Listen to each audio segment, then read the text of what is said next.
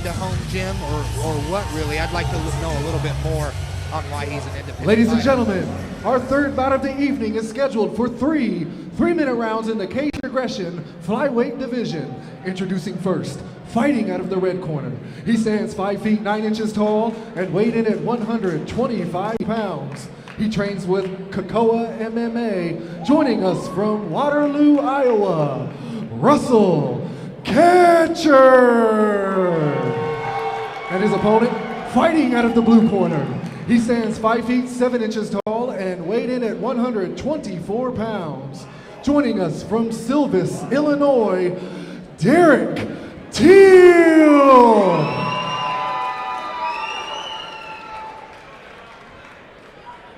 I'm sorry. Go ahead, Russell boss. Kacher in the red corner. Derek Teel in the blue corner. The boss, Bruce Allen, our referee. Jeremy J.D. on commentary, along with the henchman, Jordan Hinman, and Josh Neal. Let's watch some fights. Both guys, a lot of energy in the pre-fight announcement. They were both bouncing around, and they're out here getting after it right now. Good hip toss by Kacher and a pass to half guard. Kacher on top right now, landing some nice body shots. He also snuck in a left knee there to the ribs too.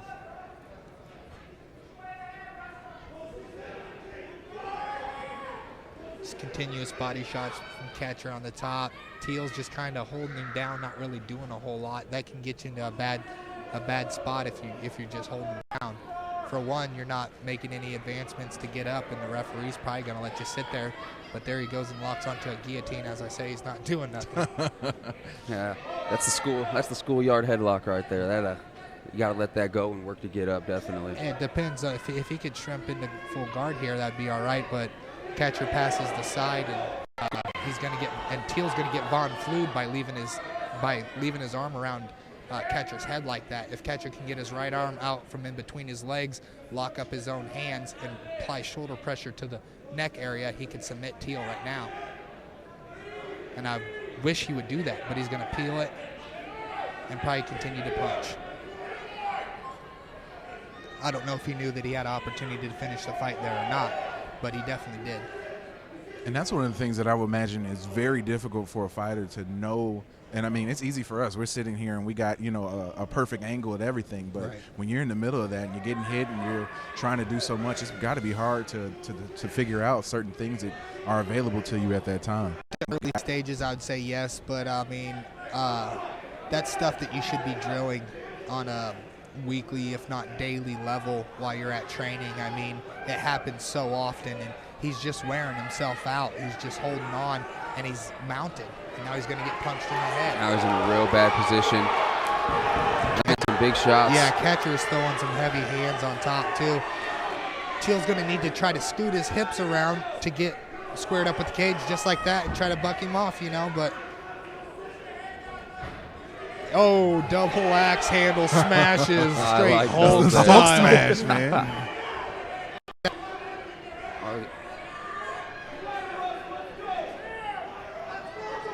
There he goes. He gets his back scooted to the cage. He's going to have to hip heist and try to recapture a half or a full guard. And there he's going to go ahead and Got use his one knee underhook up. to get up. But Kacher turns around and takes his back.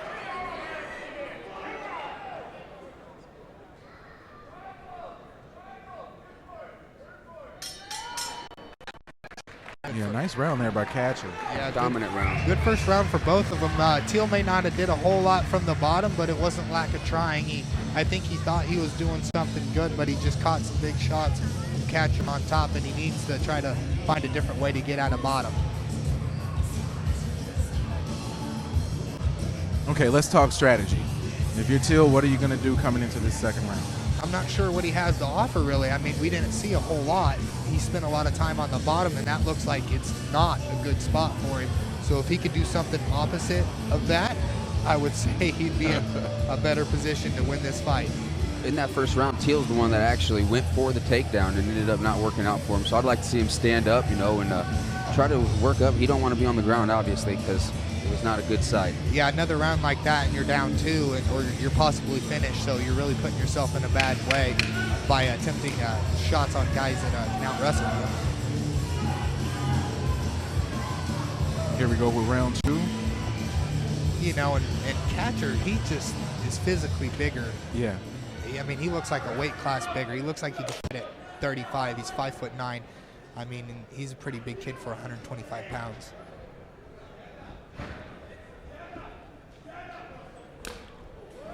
Ooh. And there he is. In the high school headlock, he's going to get taken down again. See, you get rethrown like that. When you grab onto the head like that, you're loading your own weight up on the other guy's shoulders. And it rarely works, as you see here. And if Teel continues to spin, he's going to end up getting mounted completely. I just don't know what he's going for when he's holding onto the head. It's really a stalemate style move. You could bulldog choke with a grip like that, but your legs would have to be completely sat out in front of you. And it's just not what he was doing. And he goes for a leg here. And now ends up back in a bad position and raining down absorbing shots. more punishment.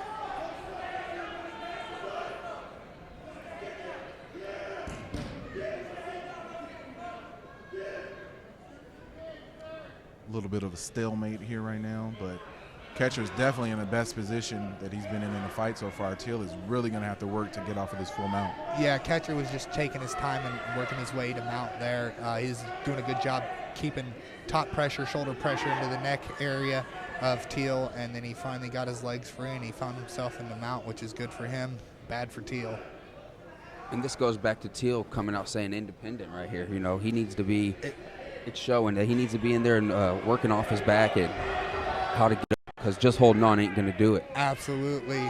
Good point, Josh. Maybe getting to a gym that knows a little bit more about wrestling or the ground game would be something he can seek here in the future after this fight, because it Big takedown. Yeah, it does not look like it's going to go his way. And I mean, just there hanging on the head again.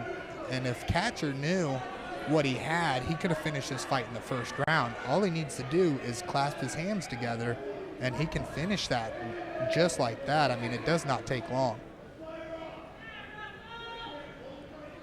And Teel's just kind of content with just holding on, which it's a fight. It's tough, you know. Like, I don't want to take anything away from the kid. I'm not saying he's not tough or anything like that. But definitely, as Josh touched on, being at a gym would probably prevent this situation now. Needs to try to get an underhook and wall walk up the cage to reverse position, but a little grit and grime, and there he switched positions on him. Same thing kind of happened at the end of round 1 too. Right. He kind of was able to get on top right at the end, but I don't think he's going to be able to mount any sort of offense that'll give him the round.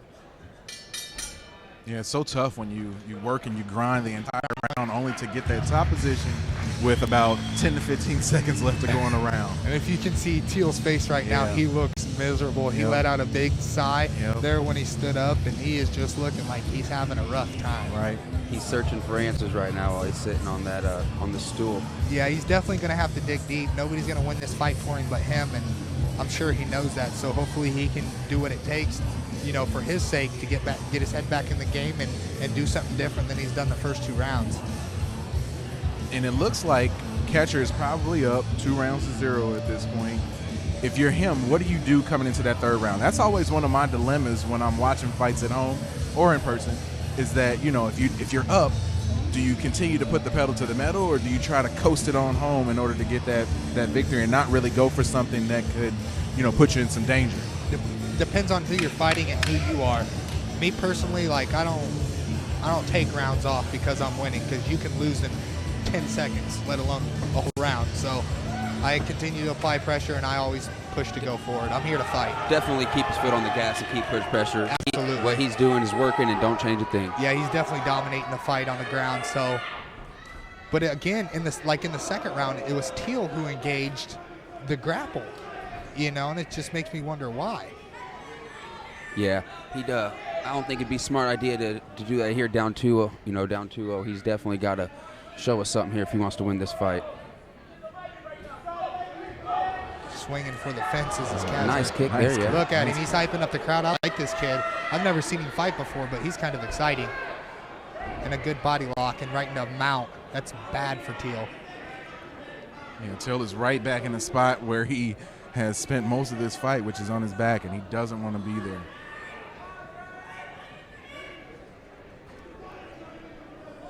Yeah, I've been there in the fight. It's not fun. On your back looking up at the lights the whole time. And, I think a lot of people, and I'm saying this, just guessing since I've never strapped it up and got in there, but a lot of people think that it's – no. I'm not trying to get to 285. That's a little rough for me. But before I share my story, I better concentrate on this. Kacher landed some really nice shots there. Yeah, he's just softening up Teel. He's probably looking for a way to get a choke in or even just finish it with the punches. But to me, it looks like he's trying to flatten him out and probably go for that neck. Like I was going to say, a lot of people probably think that it is, when you're sitting on the bottom or if you're on your back, that it's easy. Those guys are expending so much energy at those points that I think a lot of people who just come and watch fights, they don't really recognize that. No, and all the time it's mentally frustrating to be in a position like that. And that's the biggest battle that you face when you step into this cage. It's not your opponent, it's not the crowd, it's not the fans, it's not the position you're in. It's you. It's your mind. It's your mentality. Where are you going to be at when something bad happens? Are you going to bounce back? Do you have the will to pursue and carry on, or do you give up and let him choke you, let him finish you, whatever?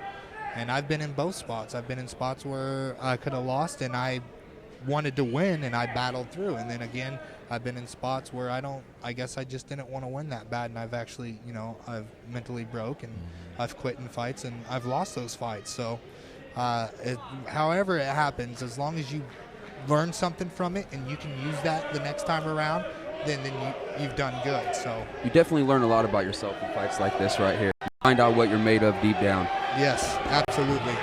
For both guys, as you see, Kacher really landing a lot of shots right now. Teel taking a ton of punishment. And he's just still trying to move. He's still trying to survive, but surviving is not good enough here. As the 10-second bell clacks, he's going to lose this fight to a decision.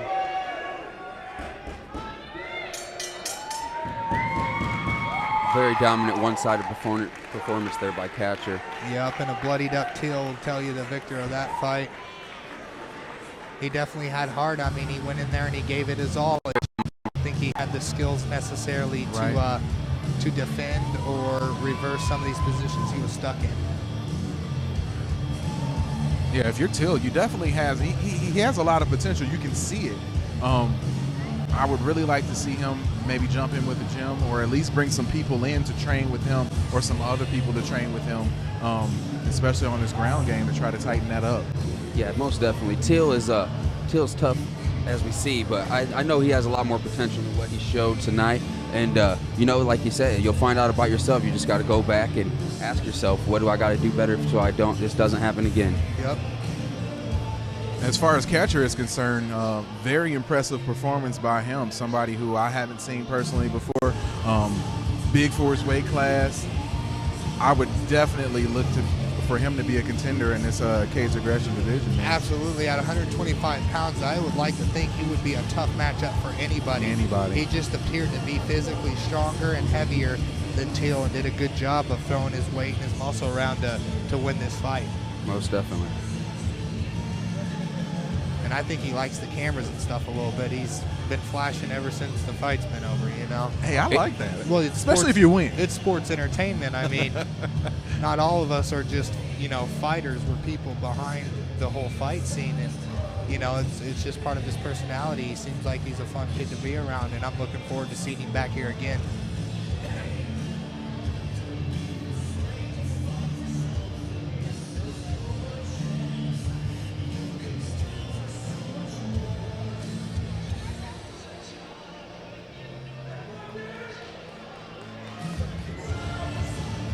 Teel still gets some love from the fans and the crowd. That's always good, He put his heart out there. He put it all on the line, and it's good to get a little support back, even when you lose, Oh, of course. Ladies and gentlemen, our judges scored this contest 30-26 30-27, and 30-25, declaring your winner by unanimous decision, Russell Kacher.